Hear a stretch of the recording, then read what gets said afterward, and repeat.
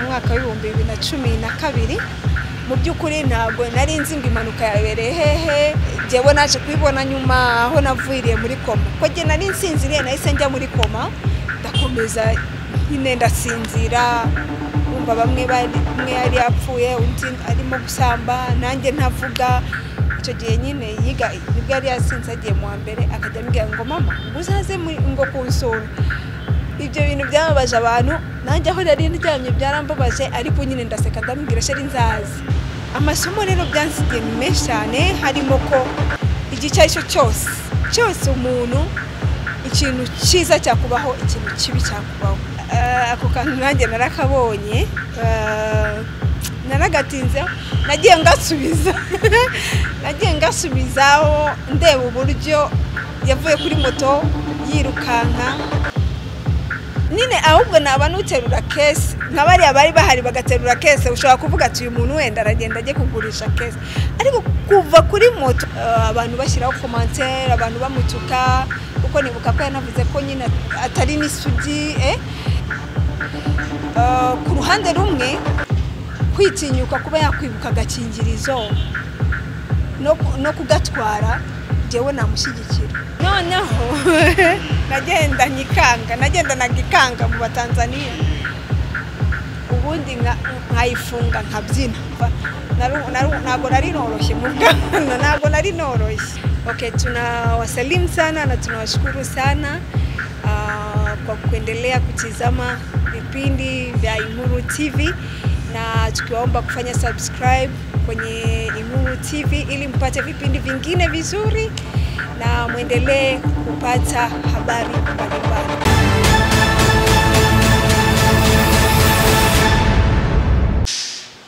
Turabasuje mwese mwamaze gukora subscribe kuri Inkuru TV, mujye mukora like, mukore share, mukore na comment. Aho mwajya hari hose, mwe mutuye mu Rwanda, mwe mutuye mu Burundi n'abatuye hanze y'ibyo bihugu byombi, ariko mukamwumva ururimi rw'Ikinyarwanda, turabasuhuje.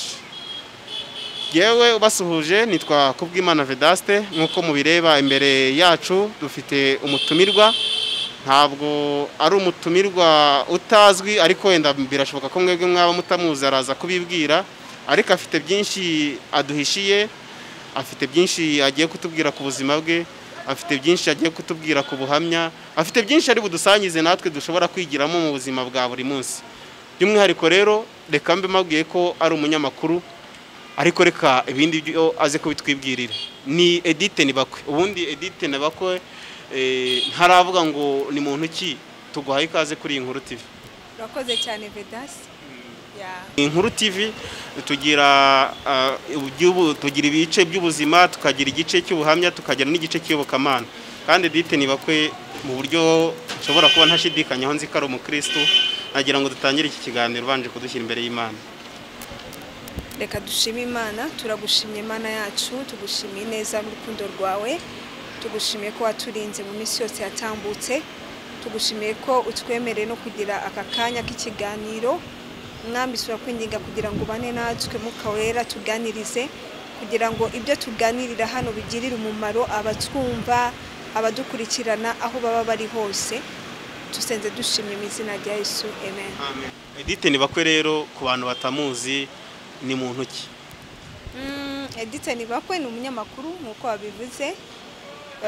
Ndi umunyamakuru kuva mu mwaka w'ibihumbi 2012 nibwo ninjiye mu itangazamakuru mera mu burasirazuba bw'u Rwanda, ariko mu buzima busanzwe Edith Nibakwe ni umumama w'abana 3, abakobwa 2 n'umuhungu 1. Edith Nibakwe ndi umwana wa mbere muri famille yanjye, abana 5, nkaba turi abakobwa 3 n'abahungu 2, ubwo urumva ndi imfura. Edith nize muri secondaire, nize sciences humaines, nza no kugenda ngira amahugurwa mu bihugu bitandukanye ajyanye n'itangazamakuru. Harayo nakoreye muri Grand Lac, no kuvuga mu Rwanda, i Burundi na Congo. muri Tanzania naho narahakoreye amahugurwa y'itangazamakuru n'amezi 2 nigeze kujya mu Misiri naho narahakoreye amahugurwa y'itangazamakuru Editse nibakwe rero nkuko nakubwiye nkaba ndi umunyamakuru wakoze mu bitangazamakuru bitandukanye bya hano mu Rwanda nahereye mu burasirazuba kuri radio Izuba nyuma yaho nza hano ku Isango Star makora nk'umunyamakuru muri Pota ndetse nkakora n'ibiganiro birimo by'igiswahili nza gutangira gukorana na radio mpuzamahanga y'Abafaransa n'ubundi nkorana na Isango nkabifatanya nyuma rero naje kuva ku Isango nza kunyura kuri TV10 ariyo nawe nibaza ko twari kumwe icyo gihe ariko sinahatinze cyane mitangira kuri Authentique narahakoze imyaka igera kuri 2 n'igice so ubu ngubu rero ndi umunyamakuru ukorana na radio mpuzamahanga y'Abafaransa gusa mu ishami ryayo ry'igiswahili RFI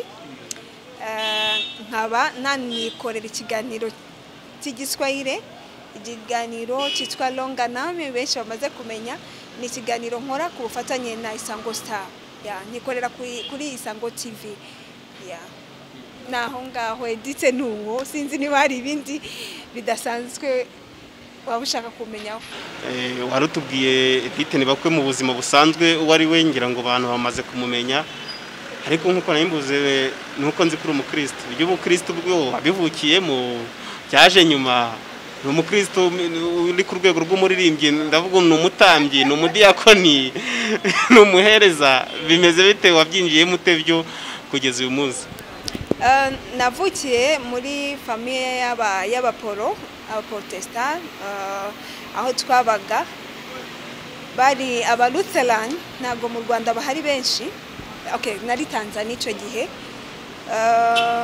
tugeze mu Rwanda nza kujya kurererwa muri famille ya sogokuru wanje ndahindura mbu umukatolike icyo gihe baranyakira ndahabwa ndakomezwa naje kuba umurokore mu mwaka w'2008 nibwo naje gukizwa bivuye ku cyemezo cyanjye jyenyine numva ngeze ahantu mpitamo kwinjira mu bintu by'uburokore ni ibintu byaje ntabiteguye ariko numva gusa bindimo cyane nagira gushakisha ahantu mu barokore najya ngasenga nkumva nyine hari ahantu ugera ukumva na ahantu hawe so rero icyo gihe nta muntu ugiye wigeze ambwiriza ariko n'ubundi niga nko muri secondaire ku ishuri kwa kundi nakundaga cyane kujya mu barokore ariko ntari umurokore igihe cyarageze rero yego ngo ishuri urabizi rero ngiye naje kugera 2008 numva muri jewe hari nka nijoro numva nshatse gusenga cyane numva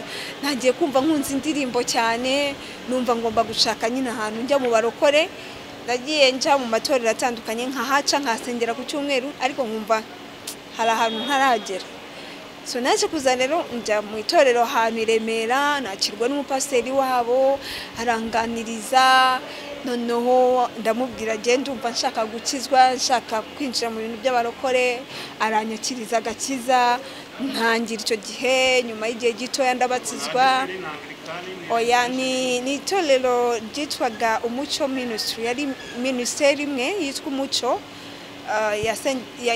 umupasiteri wabo yari John Kabagambe n'ubu ngubu aracyayoboye ariko uwanyakiriye ntabwo ari uwo mupasiteri n'undi mupasiteri wahakoreraga so igihe rero cyarageze maze kubatizwa mpita mba umurokore ariko wawundi kuko kwakundaga ibintu biba byaka muri wowe so rero maze kubatizwa njya mu bintu byo gutangira kuba umuririmbyi muri worship team ndahasengera igihe kinini cyane noneho nje kwimuka mvuye i Remera aho nari ntuye hambana kure hari Kicukiro niho naje kwimukira njya mu itorero rindi ryari hafi yacu ariko igihe kije kugera mu 2010 naje kujya gutsengera muri Zion Temple ari naho nsengera kugeza uyu munsi urumva muri Zion mpamaze imyaka 10 so narahageze muri Zion masanga bagira gahunda y'amasengesho ya buri munsi aho ugenda bakakuyobora ugasenga pana kuvuga ngo uragiye baragusengera. Ni umwanya wawe wo kwisengera no kubana n'Imana. Naragiye mpita ninjira nyine mu itsinda ry'abinginzi n'abantu bandi, ariko twara joiningaga ndahaba imyaka myinshi ngenda gusenga, ubundi nkagenda mu mibyizi mu binginzi. Bigeze mu mwaka w'ibihumbi 2017 igihe nari ntangiye gukora kuri Authentique, nibwo natangiye kugenda mpabwa imirimo n'inshingano zitandukanye mu rusengero. Ubu nkaba ndi mu bamama bayoboye itsinda riyoboye ry'abamama, nijye ushinzwe administration yabo na communication muri iryo tsinda.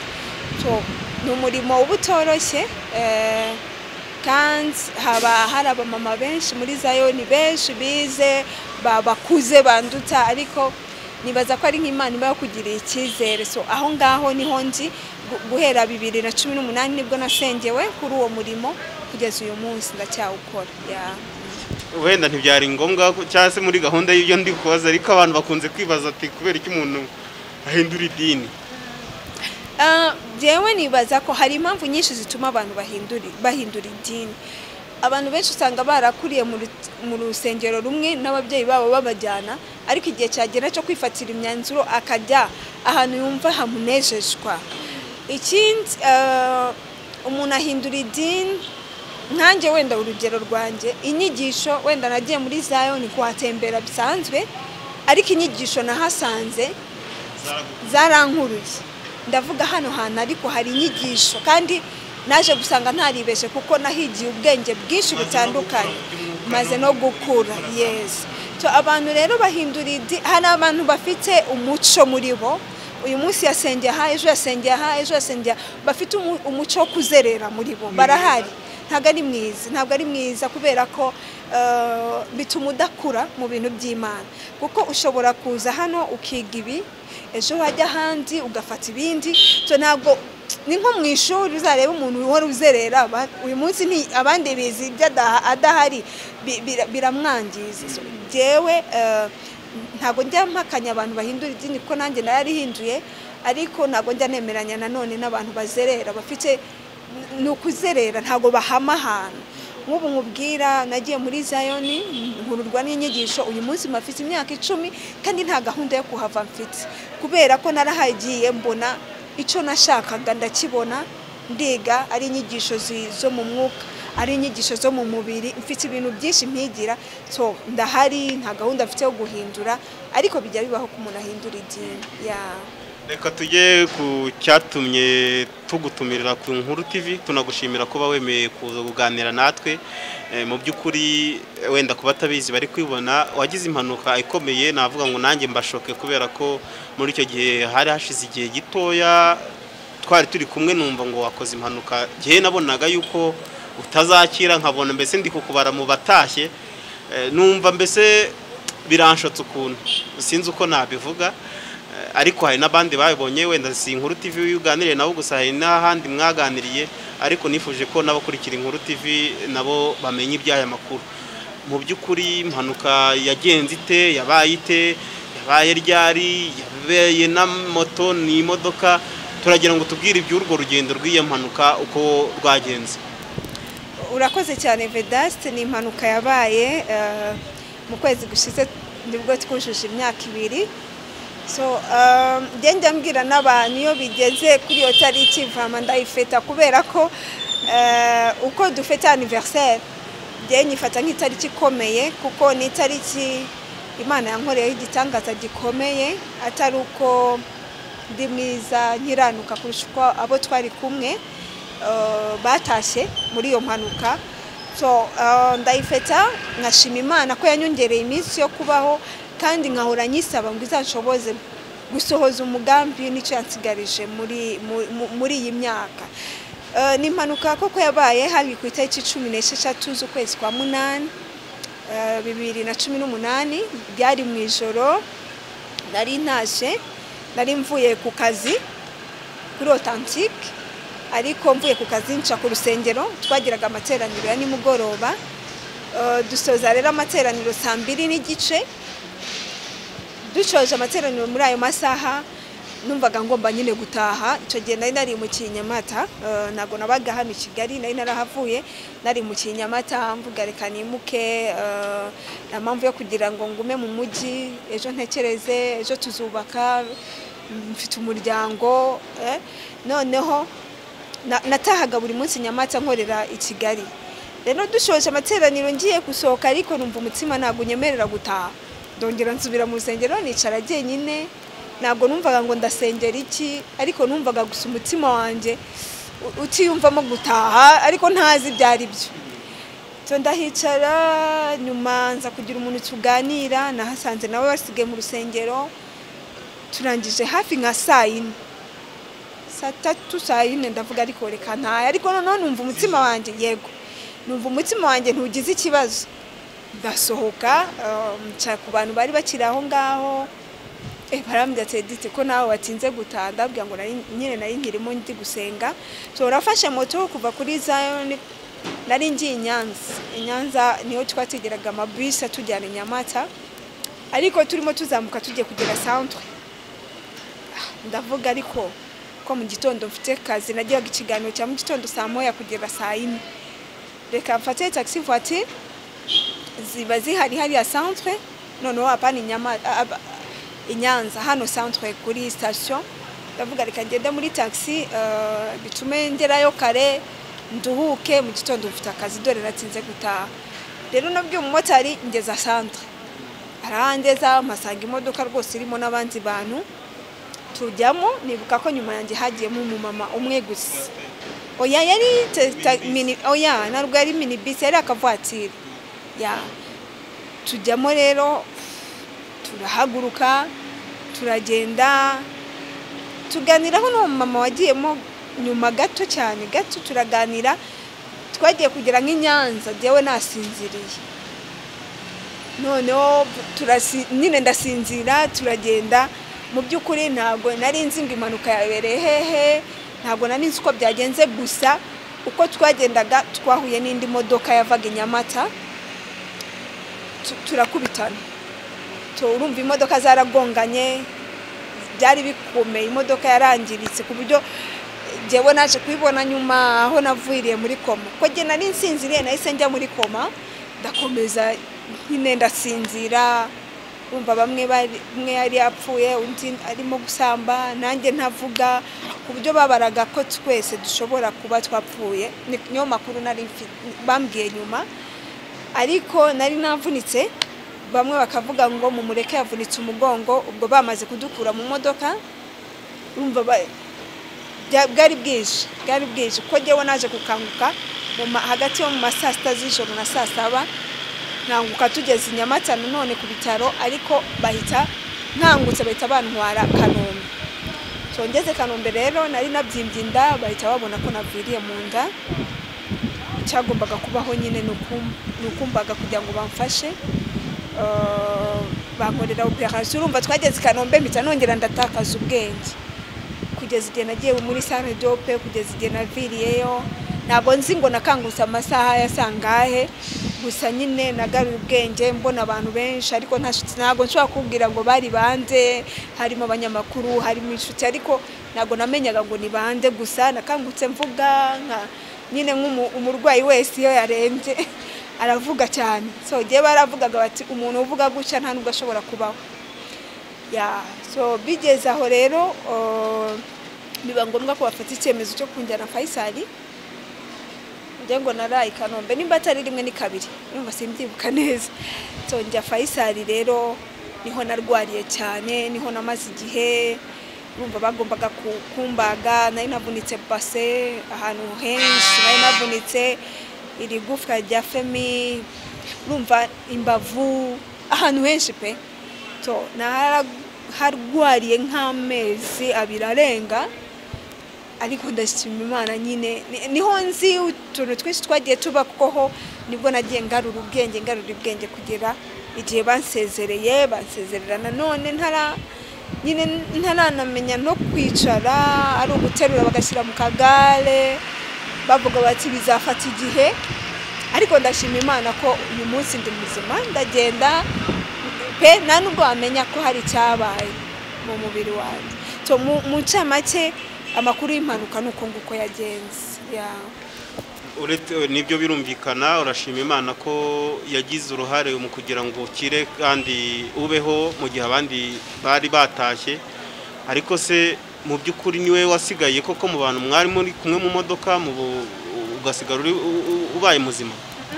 Umuntu nzi ari umupapa wundi tuziranye, we yarwariye i Kanombe, nawe yarameze nabi cyane, ariko nyuma yaho baza kumuzana Faisal.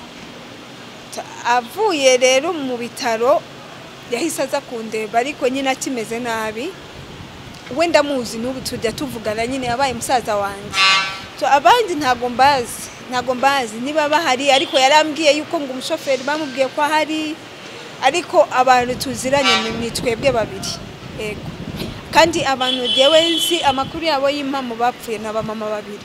Abandi rero nago mbizi kuko nta makuru yabo ndamenya, nta nubwo ndasubira i Nyamata kuva nkoze impanuka, ariko ibyo byose nk'umushoferi arahari. Ugendera mu kagare, wowe wumvaga hari icyizere ufite cy'uko uzaba muzima ukagenda n'amaguru abiri nk'uko tukubona? Icyizere nari ngifite.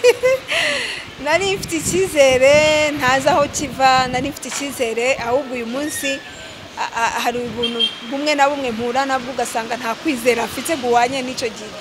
Mu burwayi bwanjye Imana yampaye icyizere cyinshi, ku buryo n'abantu bansuraga nk'uko abantu twakoranaga wasangaga bafite ubwoba bwinshi.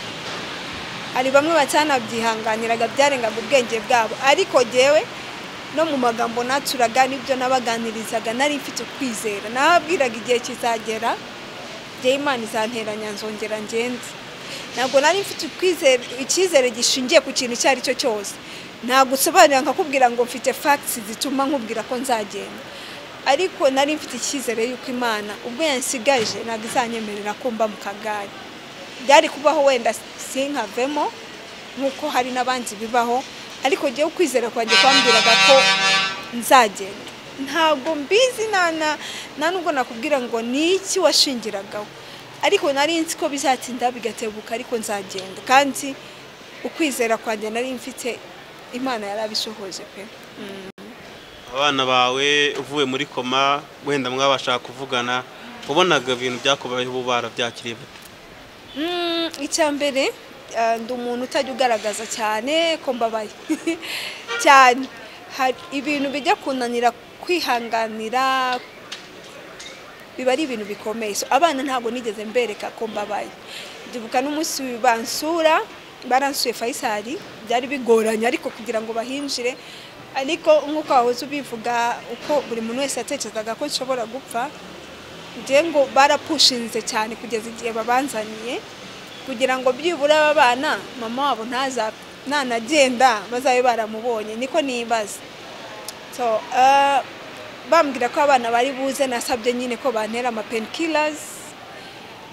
Abana baza narabasekeraga kandi mbabwira nyine yuko icyo cyumweru nzaza. Bakambwira umukuru yiga muri secondaire, icyo gihe nyine yiga nibwo yari yasinze agiye mu wa mbere, akajya ambwira ngo mama ngo uzaze ngo kunsura. Ibyo bintu byababaje abantu, nanjye aho nari ndyamye byarambabaje, ariko nyine ndaseka ndambwira sheri nzaza. So abana nta kibazo na kimwe bagize, bari mu rugo bakababwira ko mama ari kwa muganga kandi agiye gukira, tukavugana nkakora uko nshoboye, nkavugana nabo nzaza muri weekend barumuna wanjye bakabasohokana bakabajyana. Utuntu twose nabakoreraga barabibakoreraga kugira ngo nyine abana batagira umwanya wo kwitekerezaho. Ahantu byangoreye rero ni igihe natahaga ndi mu kagare, nkavuga aba bana ntabwo bazabyakira neza. So icyabaye twavuganye na papa wabo, dufata umwanzuro yuko abana umwe yari afite imyaka 9, undi yari afite 10, barakurikirana cyane abatoya. Dufata umwanzuro yuko bajya muri interna uwo mwaka. Twabajyanye muri interna kugira ngo batekereze nyine badatekereza cyane, bigatuma basubira inyuma. So bagiyeyo rero papa wabo ni wabasuye mu gihembwe cya mbere, ariko igihembwe cya kabiri nari ntangiye kugendera mu mbago, nanjye nyine umuganga arambwira ati ntushaka kugera Nyagatare, ndambwira ngomba kujyayo. So ndabasura, umwaka urangiye nyine bava muri interna, narakize nanjye ubuzima bugenda neza. Yego. hanyuma ubu buhamya navuga ngo ni ikintu gishobora kuba ari gikomeye cyari kibayeho mu buzima bwawe, ntirihe somo bwaguhaye? Amasomo ni menshi cyane cyane, kuko ni ibintu byambayeho bingwiririye. Accident nyine ntigeze ntekereza, nta nubwo abantu buriya bakora accident ngo hari bamwe baba batinya ama accident. Jewe na rimwe nari narigeze ntekereza ko nshobora gukora accident. Bimbaho bingwiririye, nisanga muri situation igoye. Amasomo rero byansigiye ni menshi cyane, harimo ko igice ari cyo cyose umuntu, ikintu cyiza cyakubaho, ikintu kibi cyakubaho, icyo bigusaba ni uguhora uteguye umutima wawe kwakira ibintu byose bishobora kukubaho. Kubera iyo umutima wanjye na ukomeza, n'uyu munsi ntabwo mba ngenda, kuko gukira bijyana no mu mutwe, bijyana n'umutima. Gupfa kwa mbere ni umutima, gukira kwa mbere ni umutima. Ikindi byanyigishije ko ibihe ugezemo ubona icyo wabibye. Ari umunyarwanda niwe uvuze ngo ibyo tubibye ari byo dusarura.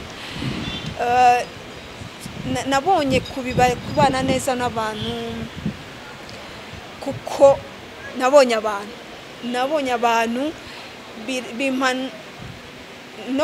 n'ikintu kimbwira ngo Edith, mu bintu ushobora gukora mu buzima bwawe, haranira gukomeza kubana neza n'abantu birenze uko wabanaga neza n'abantu.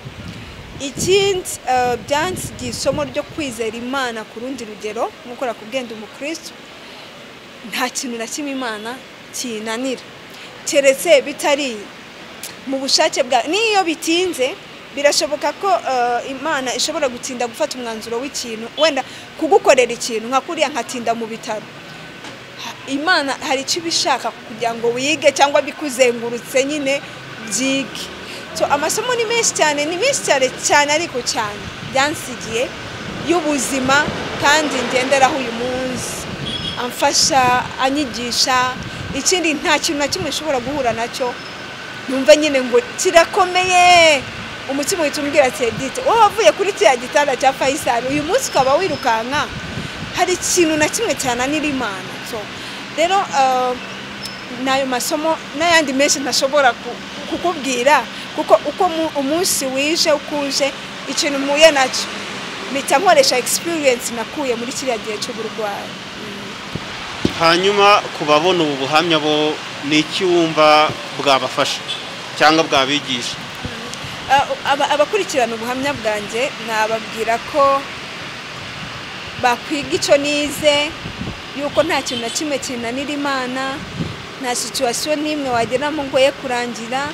Birashoboka ko baca mu bihe bigoye, wenda birenze n'ibyo nanyuzemo jewe, kuko umuntu ashaka kubwira ngo nakoze impanuka ndavunagurika, ariko hari undi uyu munsi wapfushije umugore cyangwa umugabo, hari undi uyu munsi wabyutse asanga uruganda rwe rwahiye, hari undi uyu munsi wabyutse asanga inzu ye bayisenye. So umuntu wese uri guca muri situation ikomeye yumve ko hari ibihe bibi, hari n'ibihe byiza. Nanyuze mu bihe bibi byo kurira, byo kubabara, ariko uyu munsi nta nubwo njya nibuka ibyo bihe. So nimva aricyo yabyigiraho, ibihe birahinduranya, hari igihe cyo kurira, cyo guseka, cyo kwishima, cyo kubabara. Niba ari guca mu bihe bigoye, bimukomeze, ntacike intege, ahubwo abwira umutima wawe yanjye komera, hari ibihe byiza bizaza biri imbere. Uyu munsi nyine ni ibihe bibi ngomba kubinyuramo. Ikindi nasaba yuko ubuhamya bwanjye bufasha niba abandi bari mu burwayi nk'ubwo nari nzimo, wenda bagize impanuka ntibarava mu bitaro, bizere umutima wabo wizere, kuko iyo ucitse intege n'ibintu bitinda kurangira kurusha uko umutima wawe wawukomeza.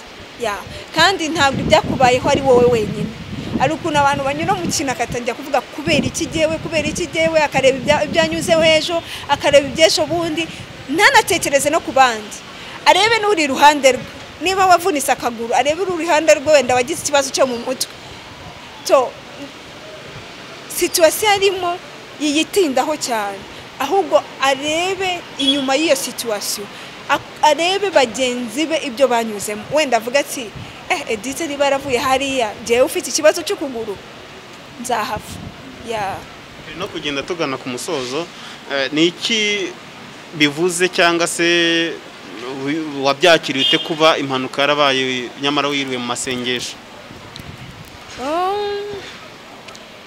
Ntabwo numva ari ibihe bidasanzwe cyane ariko natekereje yuko nyine byahuriranye ariko na mbere yuko ngiye nkora impanuka nakubwiye ko mba muri groupe iyoboye abamama muri Zion twari mu nama mbere y'amateraniro tugiye gusohoka umumama mu presidente wacu arambwira ngo Edith garuka ndagaruka ahita ahamagara umumama w'umupasiteri avuga ngo numvishe mu mutima wanjye ngo dusengere Edith baransengera noneho arambwira ngo Edith ngo ari igitangaza numva muri je ntazi Imana iri bugukorere noneho wowe unzi aravuga ngo mana ngo nanjye ndagushimiye ko icyo gitangaza nzakirebesha amaso hari ni mugoroba iryo joro nibwo nakoze iyo mpanuka so kuko nkora mucanja buri munsi kenshi cyane mba mu nzu y'Imana nizo hobby zanje nicyo kintu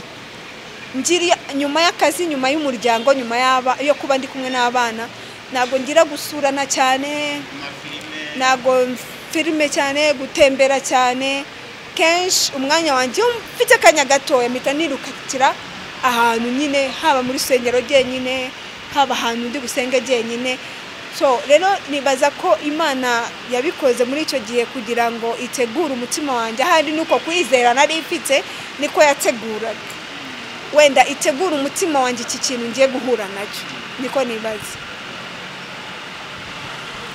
Ni byiza ubwo buhamya uko biri kose uko bwagukomeje nizere ko n'abandi bafite ubuhamya bumeze nk'ubu cyangwa buruta kuri ubu ngubu bamenya uko bazabyitwaramo nabo bagakomezwa no kwizera. Hanyuma uretse ubu buhamya no kuba barabuciyemo ubundi mu buzima busanzwe Edith kugeza uyu munsi mu mwaka wa 2020 ni iki wavuga uti iki kintu cyaranshimishije kugeza ubu ngubu mu buzima bwanjye ndi kwisi? Kugira abana kugira abana ariko sinkomeretse utarababona Imana nawe imwibuke ariko kugira kuba ngana gutya mfite abana bakuru tujya inama tuganira twungurana ibitekerezo ni ikintu cyanshimishije mu buzima kuko nanakoze n'impanuka abantu bose barambwira warabyaye ngo wawe Imana ishimwe urumva kuko abantu bari bafite izo mpungenge urumva niyo umuntu apfuye asize umwana bavuga ati sha nta kibazo yasize umwana so kugira abana kuba mama ni ibintu binshimisha cyane mu buzima kandi mbishimira Imana cyane. Ubuse turetse iby'iyo mpanuka cyane ko byari bibiyega ariko biza kuvamo byiza kuko byakukomeje mu kwizera kwawe ni iki wavuga uti iki kintu mu buzima ndimo kwisi simbizi niba hari kizaza kikiruta ariko cyarankomerekeje cyangwa cyarambabaje mu buzima nigeze kubabara nkiri muto kwa kundi urumva u Rwanda rufite amateka atandukanye nageze mu Rwanda turi abana nyine menyereye kuba mu rugo tujya kurererwa hanze hatari mu rugo tubasiga ikibungo twebwe tujya za Gitarama so aho hantu nabaye nagiye mpahurira n'ibikomere ndi muto ku buryo ubu narakize kubera gusenga ariko nari mafite ibikomere byaho narerewe aho nabaye nicyo kintu numva ibihe nigeze guhura nabyo bimbabaza ariko uyu munsi ntago bikimbabaza cyane ariko keraho uko umuntu agenda asenga mu masengesho ugenda ubohoka ariko keraho byari ikintu nyine ku buryo niyo natangiraga kubivuga narariraga ariko ikintu nize ubuzima bwose tunyuramo Imana ibugutegura ikintu runaka. Hari ibintu uyu munsi mbamo nkavuga nabikuye hariya cyane nko gukora, nkunda gukora cyane, sindi umunebwe kubera ko icyo gihe nyine nabibonaga nk'ibintu bikomeye gukora, hari abandi bakuru bahari, gukoresha ibintu birenze ubushobozi bw'umwana so ariko uyu munsi iyo ngiye kubireba ubwo buzima mbireba mu buryo buri positive, navuga ibi bintu byansigiye gukora ubu ngubu nta kintu kibaho cyananira, akazi kose nagakora. tugiye mu tuntu n'utundi rero tugiye mu tuntu n'utundi ahanini ndibanda kuri social media. Mu minsi yashize ndumva hari ni nk'ukwezi n'igice niba ntibeshye, niba ariko ukwezi nako gushaka kuba kutarimo, haguye imodoka ipakiye inzoga za Bralirwa. Hagaragara umugore, niba ari umugore niba ari umukobwa, wirukanse afata icupa rya mitsingi ryamushimishije cyane. Kari akantu bakakirita ako kantu nanjye narakabonye, naragatinze, nagiye ngasubizaho ndeba uburyo yavuye kuri moto yirukanka, ariko jewe kubwanjye narabigaye.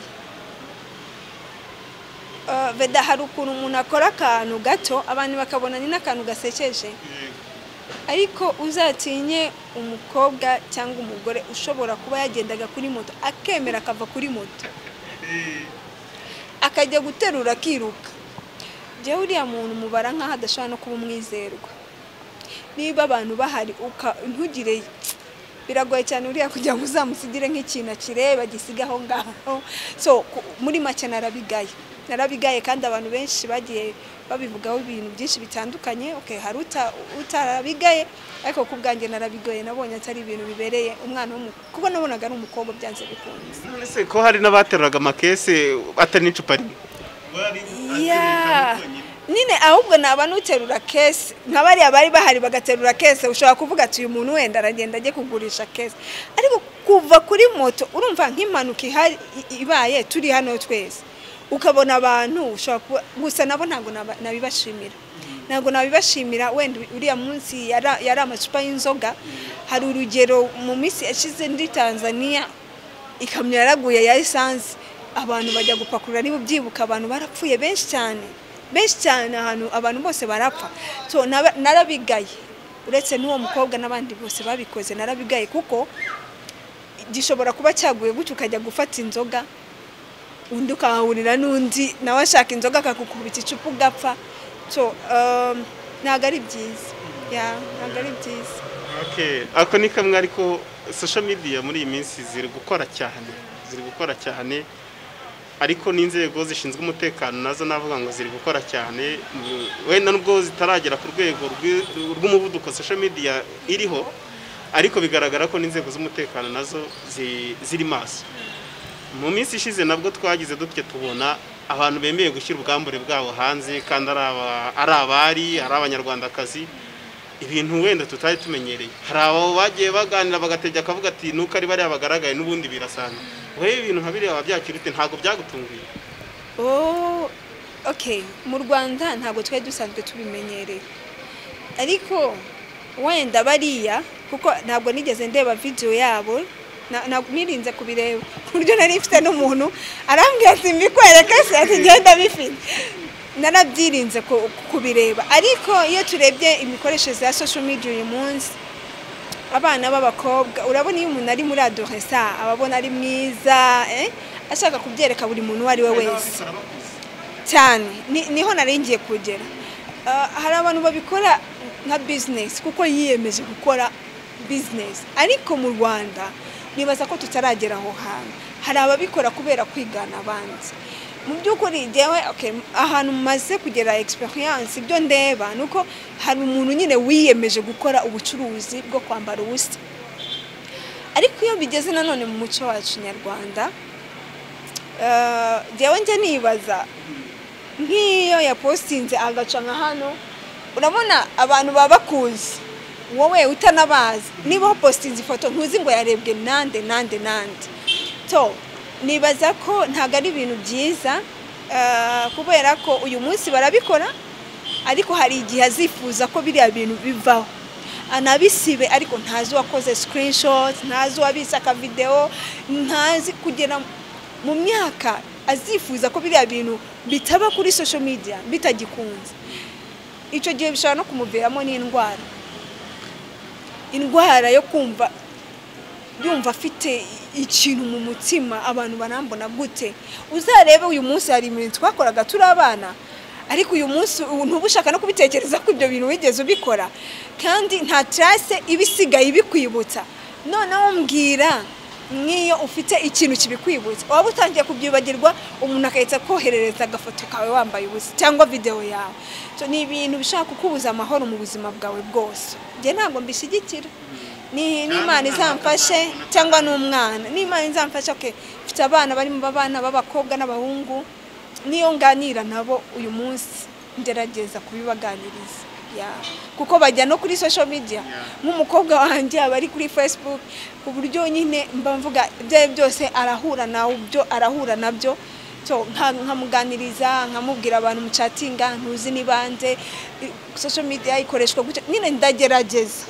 nkabimuganiriza nibanze kuba igitsina gore cyane kubera ko nawe uri igitsina gore iyo wowe w'igitsina gabo wenda mana kubaje ibyo w'igitsina gabo nabo barahari ntibivuze ko ari bamise kigoroye kandi n'ababacuruza n'ibindi byinshi cyane arafatanwa za kanyanga urumogi n'ibindi ariko reka kuri ibi bya social media nse nkugarukira kuri iki kigendanye nuherutse kuca nawe ku mbuga nkoranyambaga yabarizi za YouTube ndetse na za WhatsApp simuvuza amazina wenda ubwo babonye iyo video nibo bari buze kumenya ibyo ari byo avuga ati igihe nk'umunyarwandakazi ntago ntewe ipfunwe no kuba nagenda nitwaje agakingirizo nko umuntu yatwara papier hygienique wowe uhagaze he muri kuri iyo ngingo nanjye narabibonye no kuri Twitter bamwe bamutuse cyane